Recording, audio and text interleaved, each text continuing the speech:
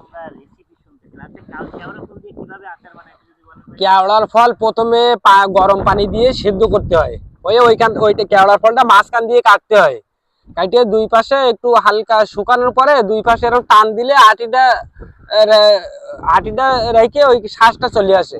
আইলে ওইটা ব্যালেন্ডার করে ফিনিশ করে বিভিন্ন রকমের আচার বানানো যায়। আপনি মিষ্টি আচার বানাবেন চিনি দিয়ে, বিভিন্ন রকম মশলা দিয়ে, আবার ঝাল আচার বানাবেন ঝাল দিয়ে, আবার মনে করেন আচার বানাবো না ওইটা কেওড়া ওই ওই পদ্ধতি বাদে কেওড়াটা আপনি দুই ফাইল করে শুকালেন, শুকাইয়ে কেওড়া শ্বাসটা শুকালেন, শুকাইয়ে ওর মধ্যে সরষের তেল দিয়ে, খাঁটি সরষের তেল দিয়ে, বিভিন্ন রকম মশলা দিয়ে আপনি ওইটা জ্বালিয়ে ওইটা আবার ওই তেলের আচার বানাতে পারবেন।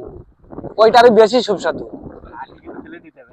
আটি ফেলানো লাগবে আটি যাই করেন। আটি ফেলানো লাগবে। আসলে আমাদের জেলে ভাইরা যে শুধু মাছ ধরে তা নয়, ফরেস্ট ভাইরা যে শুধু সুন্দর সুন্দর রক্ত ধরে তা নয়, আসলে অনেক বেশি